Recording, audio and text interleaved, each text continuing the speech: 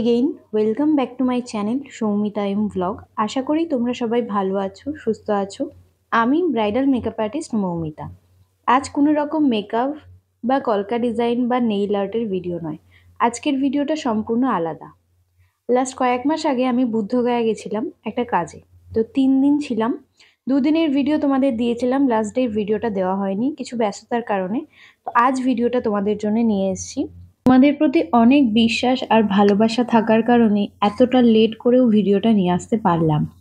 প্রথমেই রেডি হয়ে বেরিয়ে পড়েছিলাম আমরা কিছু খাওয়া দাওয়া করব বলে।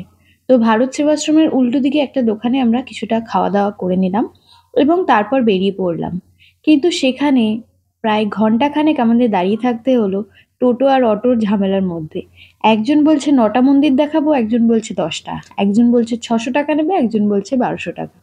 কথাগতি হওয়ার পর কোনো মতে আমরা একটা অটো ধরে বেরিয়ে পড়লাম। প্রথমে আমরা এই মন্দিরটাতেই এসেছিলাম। মানে একটা জিনিস আমি অনুভব করলাম এখানে এসে, এই যে আমরা বলি যে শান্তি, বুদ্ধগয়া, এখানে ঢোকার পরই অসাধারণ একটা শান্তি অনুভব করলাম। মানে চারিদিক নিস্তব্ধ, কোনো কথা নেই, অসাধারণ একটা অনুভূতি ছিল। তোমরা ভিডিওটা দেখতে থাকো। এর আগে বুদ্ধগয়ার পেজ শিলার একটা ভিডিও আমি দিয়েছিলাম।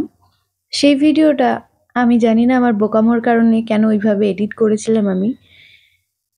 খুবই পরে দেখলাম যে যে জিনিসগুলো আমার দেওয়া উচিত ছিল সেগুলোই আমি দিইনি। যাই হোক, এই ভিডিওগুলো আমার এই চ্যানেলে থেকে যাবে একটা স্মৃতি হিসাবে। কারণ আমি এই ভিডিওগুলোকে কোনো রকম ভিডিওগ্রাফি বা ক্যামেরাবন্দি করে রাখতে পারবো না। এখানে থাকলে একটা স্মৃতি হিসাবে থেকে যাবে। তাই ভিডিওটাই আমি ওখানে যা যা ভিডিও করেছি মন্দিরের বা ওখানকার, সবটাই আমি এই ভিডিওতে দিলাম। তোমরা একটু দেখো। এই সাইডে যে দেখতে পাচ্ছ গ্রিন, ব্লু, দাগ দাগ দাগ দাগ ডিজাইন করা রয়েছে, এগুলো কিন্তু কোনো সাধারণ ডিজাইন নয়। বুদ্ধর জীবন কাহিনীটা কিন্তু এখানে করে দেওয়া রয়েছে, এঁকে রাখা রয়েছে। কি অসাধারণ কাজ দেখো ভেতরটায়। কোনো কথা হবে না, শুধু দেখতে হবে, চোখ দিয়ে খালি দেখে যাও। আর কি অপরূপ শান্তি ভেতরে। এরপর আমরা চলে এসেছিলাম ইন্দোসান নেপনিজ জাপানিজ টেম্পেলে। পরপর আমি যে যে টেম্পেলগুলো দেখেছি সেগুলো সব এই ভিডিওতে দিয়েছি। তোমরা এর আগে কে কে বুদ্ধগয়া গেছো, এখানে ঘুরেছো, সেগুলো একটু কমেন্ট করে জানিও। কোথা থেকে ভিডিওটা দেখছো সেটাও একটু কমেন্ট করে জানিও। চ্যানেলে নতুন হয়ে থাকলে অবশ্যই চ্যানেলটাকে সাবস্ক্রাইব করে নাও আর পাশে থাকা বেল বাটনটা বাজিয়ে দাও, যাতে পরবর্তীতে আসা নতুন ভিডিও তোমরা সবার আগেই দেখতে পাও। যেহেতু এখানে প্রচুর রোদ আর প্রচুর গরম, তার জন্যে কিছুটা বিশ্রাম নিয়ে এবার আমরা ধীরে সুস্থে মন্দিরের ভেতর ঢুকবো। কিন্তু ব্যাপারটা হলো, যতটাই সুন্দর এখানের মন্দিরগুলো ততটাই অসুবিধা ফটো তোলার।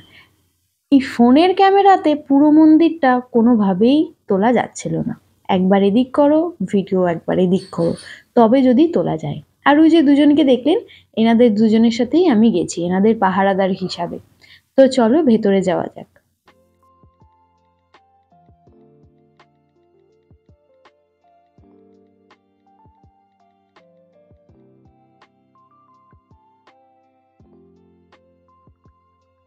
এখানে আবার মেন যে বুদ্ধর মন্দিরটা আছে বুদ্ধগয়ায়, সেই মন্দিরের মধ্যে দুপুর 12টার মধ্যে না ঢুকলে আবার নাকি বন্ধ হয়ে যায়, ঢুকতে দেবে না।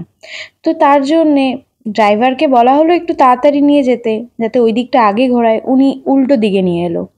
যাই হোক, কি বলবো, এখানে সব মন্দিরেরই একটা অসাধারণ বৈশিষ্ট্য হলো, অসাধারণ বলতে সাধারণ বৈশিষ্ট্য, যে এখানকার মন্দিরের ভেতরের দেওয়ালগুলোতে বুদ্ধর ছোটবেলা, বড় হয়ে ওঠা, তপস্যা করা, এই সব যে ঘটনাগুলো, এগুলো সব দেয়ালের মধ্যে আঁকা রয়েছে।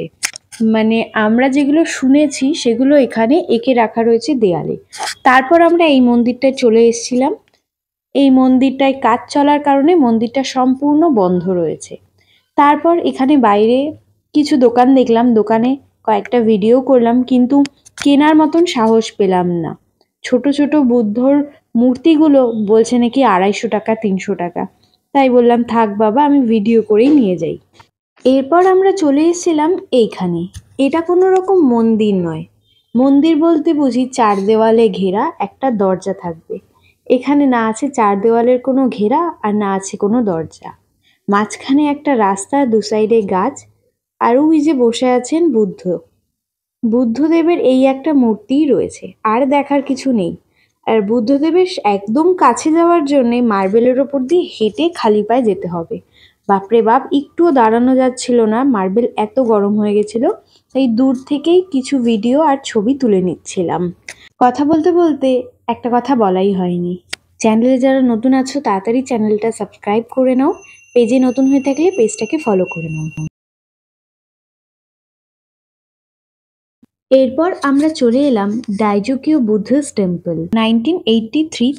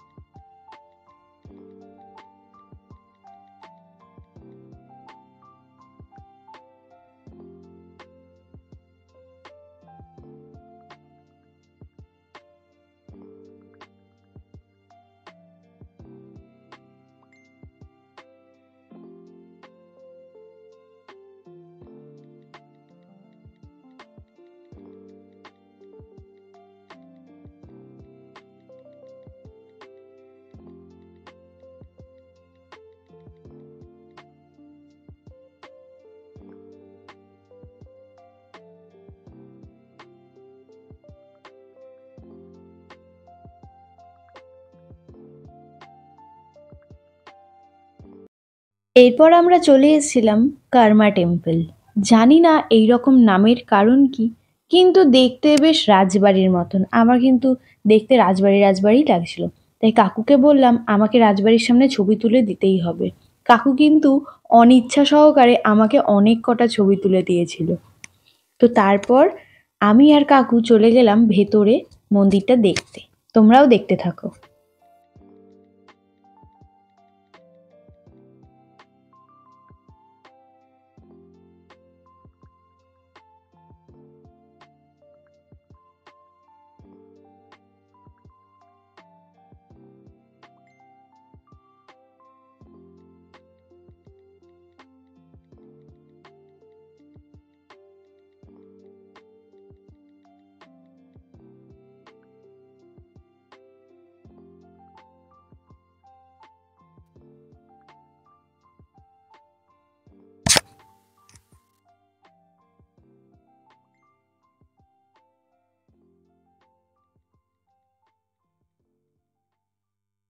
তোমাদেরকে তো প্রথমেই বললাম বাইরে থেকে আমার দেখে মনে হচ্ছে এটা যেন রাজবাড়ি। কোনো অংশে কমও ছিল না, প্রায় রাজবাড়ির সমানই ছিল। মানে বাইরেটা ঠিক যেমন দেখতে, ভেতরের কাজগুলো দেখো পুরো রাজবাড়ির মতন। আর ওই দেখো আমার বাবু এখনো নামছে। বাবু আর ওই মন্দিরটায় যায়নি। কার্মা টেম্পলে আমি আর কাকু ঘুরে এলাম, বাবু এখানেই বসেছিল।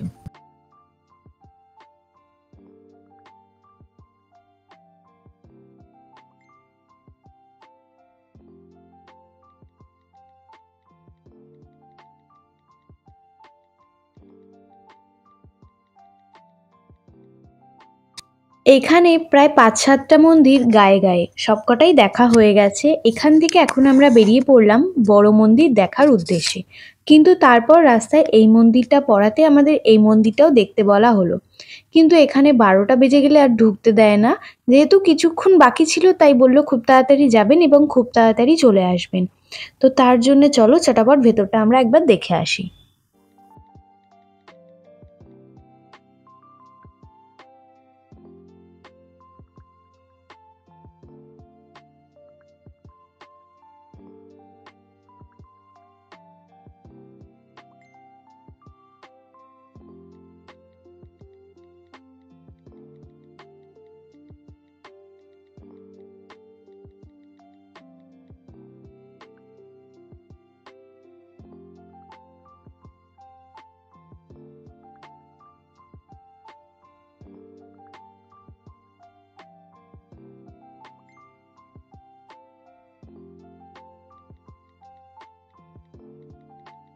যেহেতু বড় মন্দিরে যাওয়ার অনেক তাড়া ছিল, তার জন্য খুব অল্প সময়ে এই মন্দিরটা একবার জাস্ট ঘুরেই আমরা এখান থেকে বেরিয়ে পড়ি বড় মন্দিরের উদ্দেশ্যে।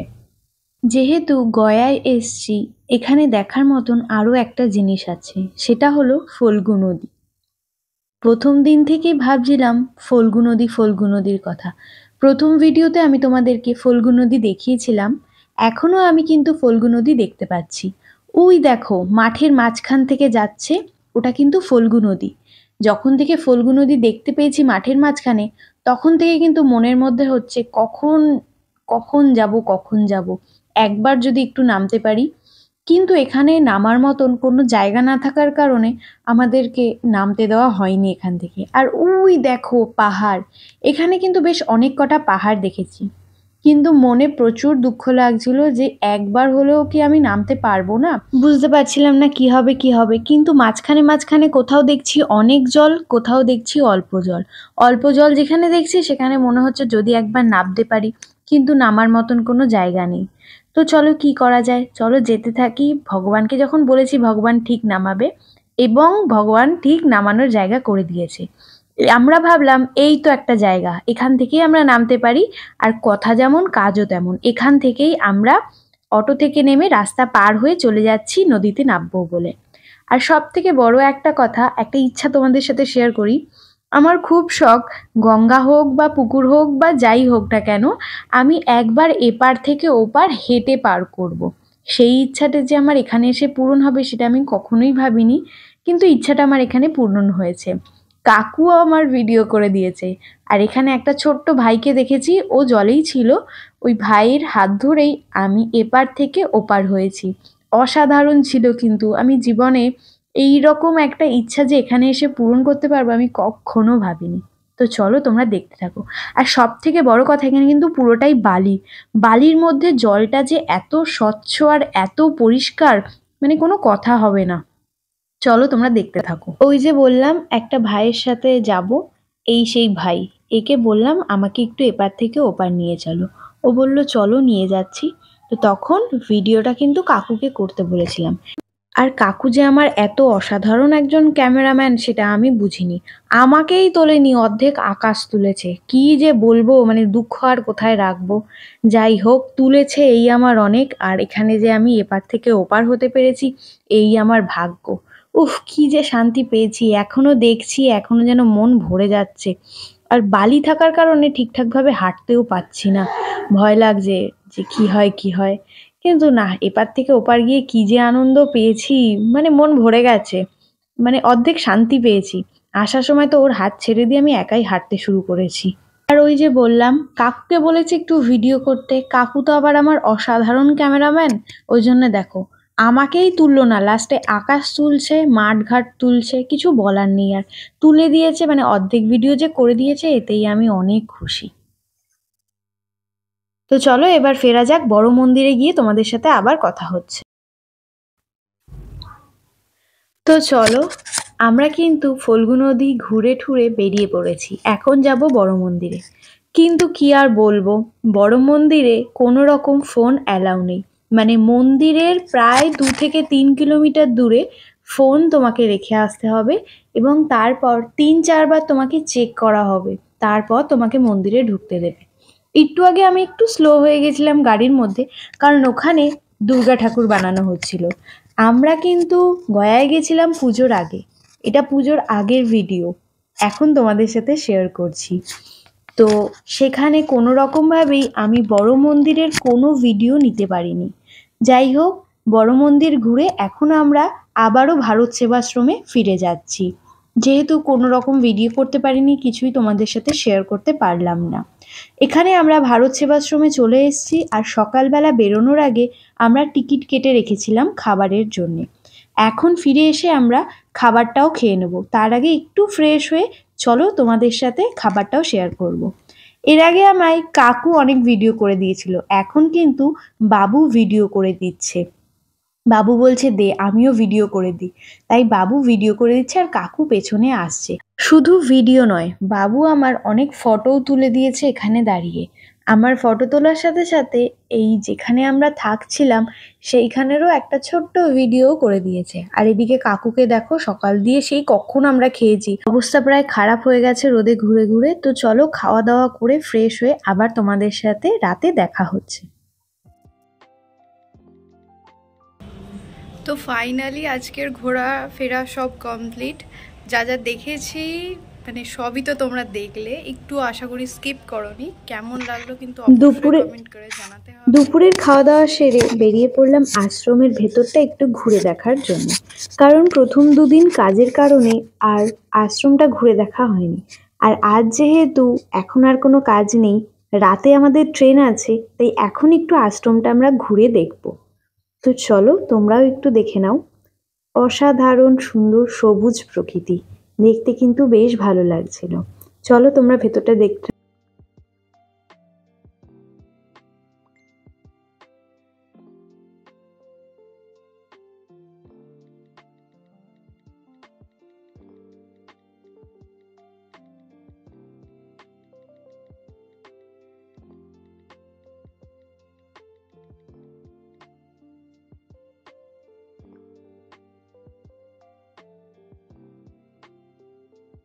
আশ্রমটা ঘোরার পর বিকালে একটু রেস্ট নিয়ে এখন প্রায় 7টা থেকে 7:30 বাজে। এখন একটু বেরোবো আশ্রমের বাইরেটা ঘুরে দেখার জন্যে। তো চলো বাইরে বেরিয়েই প্রথমে জুডিওটা চোখে পড়েছিল। জুডিওটা একটু ঘুরে কিছু পছন্দ না হওয়ার কারণে জুডিও থেকে বেরিয়ে গেছিলাম। এবার যাব সোজা আমরা আশ্রমে। আশ্রমে গিয়ে ওখানেই কিছু অনুষ্ঠান হচ্ছিল, অনুষ্ঠানগুলো দেখব। কারণ আগের ভিডিওতেই তোমাদেরকে বলেছিলাম এখানে তখন অনুষ্ঠান চলছিল, তার জন্য অনুষ্ঠান দেখব। যেহেতু সকাল থেকে অনেক ঘোরাফেরা হয়েছে, তাই রাতের খাওয়া দাওয়াটা এখান থেকে সেরেই আমরা একবারে স্টেশনের উদ্দেশ্যে বেরিয়ে যাব। তো চলো ভেতরে যাওয়া যাক। বেশ অনেকক্ষণ আগেই আমাদের খাওয়া দাওয়া হয়ে গেছিল, কিন্তু একবার বাইরে এসে জানতে পারলাম যে 10টার পর নাকি এখানে কোনো রকম টোটো চলে না। তাই আমরা 9:30 নাগাদই এখান থেকে বেরিয়ে যাব। আর মন্দিরের মধ্যে যারা নতুন এসছে তারা সবাই এখানে ঘুমিয়ে পড়েছে, কারণ আর কোনো ঘর প্রায় ফাঁকা নেই। আশ্রমও প্রায় বন্ধ হয়ে গেছে, পুরো খালি। তো চলো আমরা এখন এখান থেকে বেরিয়ে যাচ্ছি। স্টেশনে গিয়ে তোমাদের সাথে আবার কথা হচ্ছে।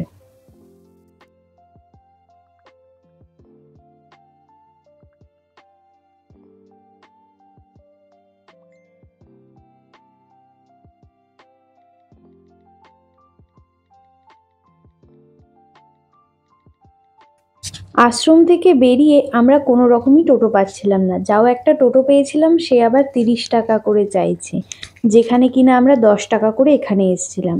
তো তারপর আরও 4জন আশ্রম থেকে বেরোনোর পর অন্য একটা টোটো ভাড়া করে আমরা স্টেশনে চলে এসেছি। কিন্তু ট্রেন এখনও প্রায় 1 ঘন্টা পর। এখন বসে বসে মশা মারতে হবে।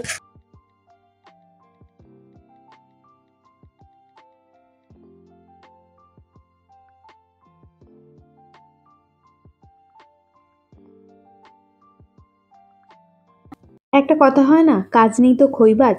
কি আর করব, স্টেশনে বসে বসে স্টেশনেরই কিছুটা ভিডিও করছিলাম, কারণ আর কোনো কাজ নেই। আর আমাদের যে টাইম ছিল ট্রেনের টাইমে থেকেও ট্রেনটা আরও লেট করেছিল। নিজেরও একটু ভিডিও করে নিলাম। তারপর সোজা ট্রেনে উঠে এক ঘুম। সকালবেলা বর্ধমানে নেবে হাওড়া লোকাল ধরে বাড়ির উদ্দেশ্যে বেরিয়ে পড়েছি। ভিডিওটা কেমন লাগলো একটু কমেন্ট করে জানিও। যদি ভালো লেগে থাকে একটা লাইক করো, বন্ধুদের সাথে শেয়ার করো। চ্যানেলে নতুন হলে চ্যানেলটা সাবস্ক্রাইব করে নিও, পেজে নতুন হলে পেজটা ফলো করে নিও। নেক্সট ভিডিও আবারও খুব তাড়াতাড়ি তোমাদের কাছে আসবে। ততক্ষণ অবধি ভালো থেকো, সুস্থ থেকো। নেক্সট ভিডিওয়ে খুব তাড়াতাড়ি দেখা হচ্ছে। Thanks for watching.